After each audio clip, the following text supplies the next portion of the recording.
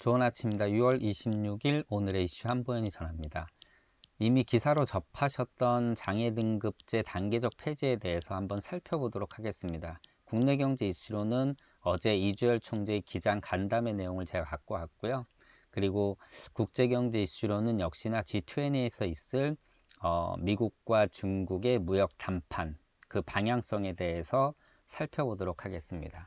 재테크 관련 기사로는 최근에 이제 돈이 몰리고 있는 채권, 그리고 신흥국 증시에 대한 이야기, 그리고 마지막으로 닥터둠이 또 다시 입을 엽니다. 글로벌 침체에 대한 입을 여는데 이것까지 같이 한번 보도록 하겠습니다. 먼저 보험 관련 기사인데요. 다 아시다시피 이미 이제 뭐 여러 차례 그 기사로도 아마 접해 보셨을 겁니다. 장애 등급제가 단계적으로 폐지됩니다. 자, 중요한 건 결국 보험 관련해서는 보험금 지급에 대한 문제를 이제 볼 수 있는데 이 제도의 변화 핵심이죠. 제도 개편의 핵심이 뭐냐면 의학적으로 기존에 분류했던 등급제를 이제 사용자 중심으로 현실적으로 바꾼다라는 거죠. 결국은 보험금 지급도 기존의 약관 내용이나 그 실제 지급 사례들을 보면 그 초점이 의학적으로 맞춰져 있는데 이것이 개편이 되다 보면 분명히 이 과정에서 굉장히 큰 그 분쟁이나 또는 문제점들이 분명히 발생할 것으로 보입니다. 물론 이 제도가 이렇게 개편되는 것은 반가운 얘기고요. 뭐 물론 이제 그 다양한 문제점들이 사실 이제 밑에 깔려 있겠지만 무튼 지원을 확대하고 좀 더 현실적으로 바꿔 나가는데 보험금 지급하는 것은 또 이거와는 다른 문제죠. 그래서 그 기사 내용을 잠깐 살펴보면 그 이제 약관에 등급제 폐지에 대한 규정이 있느냐 없느냐, 그리고 보험금 지급 사유가 장애인이 되었을 때랑 장애인으로 등록되었을 때 이게 세 가지로 크게 구분이 되는데 첫 번째, 두 번째는 크게 문제가 안 되는데 장애인으로 등록되었을 때 이러한 이제 그 약관에 이러한 그 규정이 있을 때 이것들이 이제 앞으로 좀 문제가 될 거라고 합니다. 결국은 혜성의 입장에서 보면은 뭐 보험사와 결국은 이 결정하는 과거에 이제 국민연금관리공단에서 이를 결정을 했는데 이것이 그 이제 기준이 바뀌면서 결국 분쟁의 사례가 있지 않을까 합니다. 뭐 예를 들어서 우리가 뭐 유명하죠. CI 보험에 대해서 이제 중대한이라는 이 중대한이라는 것에 대한 해석을 서로 달리할 수 있다라는 거. 이것이 분쟁의 어떤 충분히 불씨를 제공할 수 있다라는 것처럼 이 부분이 이제 앞으로 어떻게 될지 굉장히 이제 주목이 되고 있는데 결국은 전문가분들이 분명히 여기에 대해서 좋은 이제 그 해결점을 마련하고 계시겠죠. 그래서 뭐 그런 분들의 도움을 우리가 이런 분쟁이 됐을 때는 받을 필요가 충분히 있을 것으로 보입니다. 자, 뭐 제2 윤창호법 단속을 한다고 다 공표했고 했는데도 불구하고 8시간 음주 단속에 면허 정지가 57명, 취소가 93명이나 나왔다고 합니다.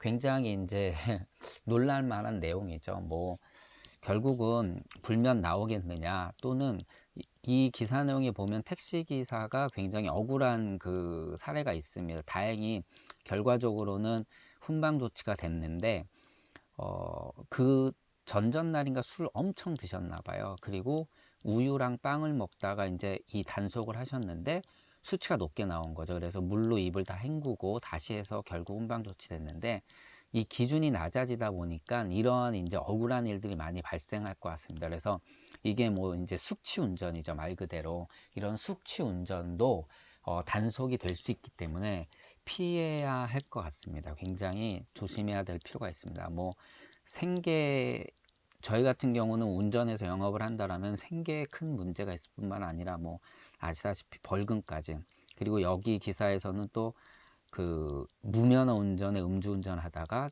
다마스가 뒤로 도망치다가 사고를 내고 결국 이제 3번 걸리면 3아웃 제도였는데 이번엔 2번만 걸려도 그냥 바로 끝이죠. 뭐 그렇게 해서 큰 낭패를 보는 경우도 있는데 낭패가 아니라 뭐 당연한 거죠. 자, 이주열 총재가 이번에 이제 그 기자간담회에서 입을 열었는데 말씀을 하셨는데 자, 두 가지 기사 내용이 있어요. 한국경제에서는 경제 왜 어려운 거 모르겠냐면서 금리 인하에 한 발 더 다가갔다라는 표현을 썼고, 매일경제에서는 저물가만으로 금리 인하 어렵다고 하면서 결국은 국국채 금리가 이제 일제히 급등했다는 기사 내용이 보입니다. 결국은 이제 핵심은 뭐냐면, 저 물가만으로 금리 인하는 어렵지만 지금 시장 상황이 어렵기 때문에 금리 인하의 깜빡이를 좀 더 강하게 켰다라는 이제 기사 내용으로 이제 결론 지어 볼 수 있는데, 일단은 물가 상승률이 다 아시다시피 0%대입니다. 0%대. 뭐 한국은행의 가장 첫 번째 목표는 물가 안정이죠. 뭐 물가가 급등하는 것도 좋지 않지만 물가가 낮은 거는 사실 저물가는 더 좋지 않죠. 물론 뭐 하이퍼 인플레이션 이런 것과 비교하면 안 되겠지만, 무튼 내가 자산을 갖고 있다 하면 자산은 조금씩 상승하는 게 좋은 거죠. 집값이 오르고 주가가 오르고, 이것이 이제 뭐 우리가 흔히 표현하는 인플레이션이라고 하는데, 어느 정도 이것들이 상승해 줘야 되는데, 그렇지 않은 것은 경제에는 굉장히 치명타를 입힐 수 있죠. 그래서 이렇게 저물가가 계속된다라면 이걸 살리기 위해서 돈을 푸는 정책이 기본적인 거고, 그거에 가장 기본적으로 하는 것이 금리 인하죠. 여러 가지 문제들이 분명히 있습니다. 돈을 풀게 되면 금융시장에 이제 부정적인 것들, 뭐 가장 핵심적으로 뽑히는 게 뭐 아시다시피 부채죠. 부채가 늘어난다라는 부분. 그리고 이로 인해서 뭐 이제 최근에 이제 부동산 가격이 어느 정도 뭐 바텀을 찍고 올라가고 있다, 뭐 이런 얘기들을 좀 하고 있는데, 여기에 좀 또 부정적인 영향으로 그 가수요를 끌어내서 결국은 이것들이 거품을 좀 만들어낼 수도 있지 않을까. 그러면 또 서민 경제에 좋지 않은 부분을 주지 않을 수도 있다라는 우려가 있지만, 뭐 앞서 계속 말씀드린 대로 국제 경제가 좋지 않고 한국 경제가 좋지 않고 반도체가 또 살아나지 못하고 있는 부분들을 보면은, 지금 금리 인하는 해야 단행될 필요성이 충분히 있다라는 쪽으로 지금 정부의 이제 한은의 이제 방침은 그쪽 방향으로 좀 흘러갈 것 같습니다. 뭐 나홀로 가구가 엄청나게 늘어나고 있고요. 30대, 40대에 비해서 노인 인구의 취업자 수가 늘어나고 있는 부분들, 결국은 고령화와 그리고 나홀로 가구의 증가를 통해서 고용 현황들을 좀 판단한 건데, 실제 이제 가장 핵심이 되는 부분은 이 고용이라는 것이 가장 중요하고, 고용을 통해서 임금이 우리가 이제 발생되면 이것이 소비로 이어지는데, 그들의 이제 어떤 소득들이 그다지 좋지 않다라는 것이죠. 결국은 실제 3, 40대에서 엄청나게 벌어 써야 되는데, 그보다는 고령 쪽에서, 그리고 또 소득이 좋지 않은 부분들에서 지금 고용들이 이제 발생되다 보니까 이것들이 좀 문제점들이 있을 수 있다라는 뭐 그런 기사 내용이고요. 국제경제 이슈 보도록 하겠습니다.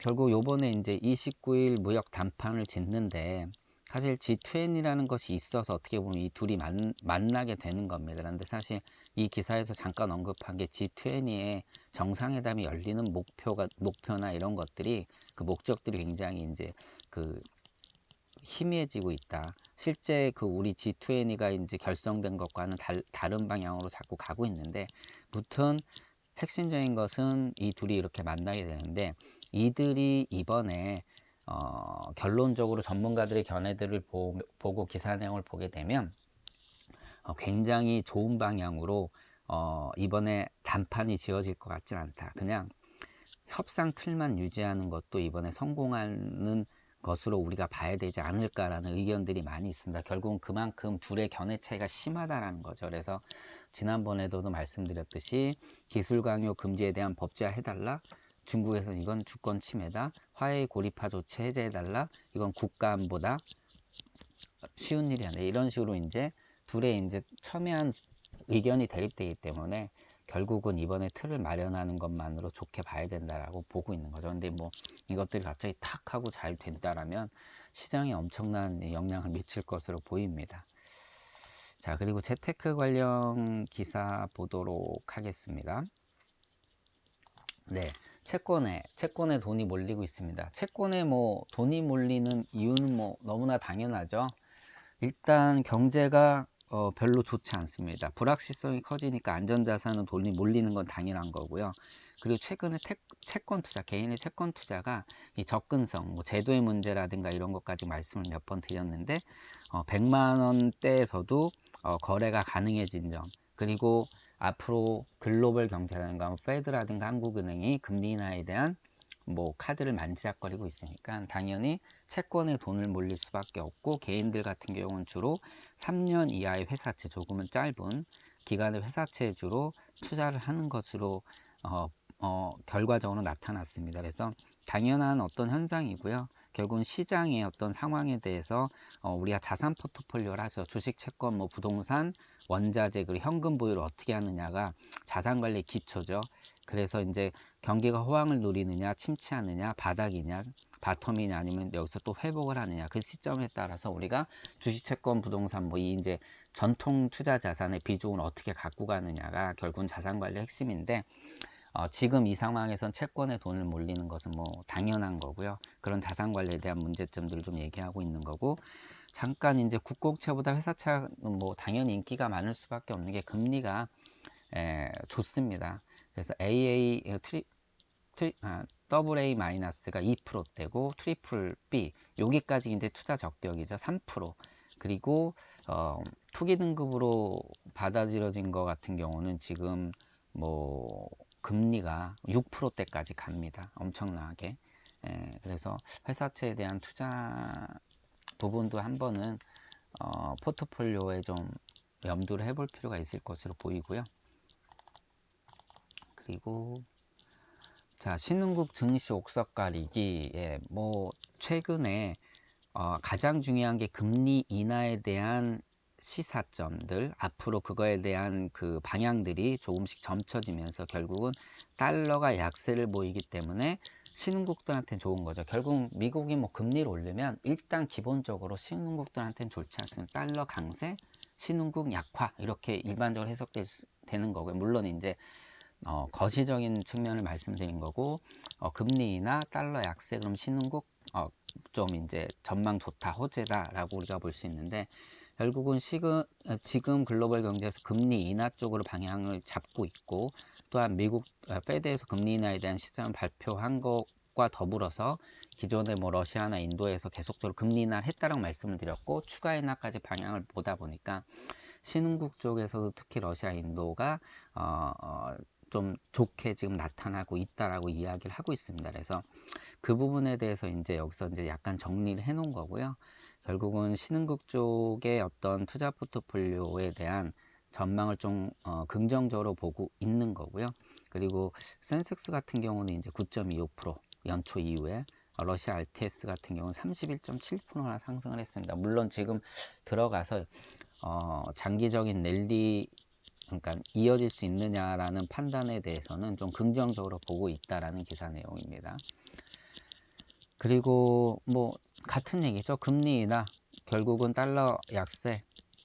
그래도 시장이 안 좋으니까 안전자산을 찾다 보니까 결국은 달러 ETF는 조금 브레이크가 걸렸고, 엔화는 그래도 안전자산으로서는 엔화가 최대치로 이제 지금 그 가장 안전한 쪽으로 좀 보다 보니까 그 엔화 쪽의 ETF들이 좋은 성과를 내고 있다라는 그러한 내용입니다.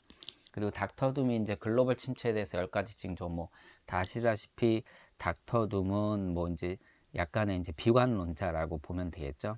가장 유명했던 게 이제 2006년도에 IMF 강연에서 그 이제 리먼 사태죠.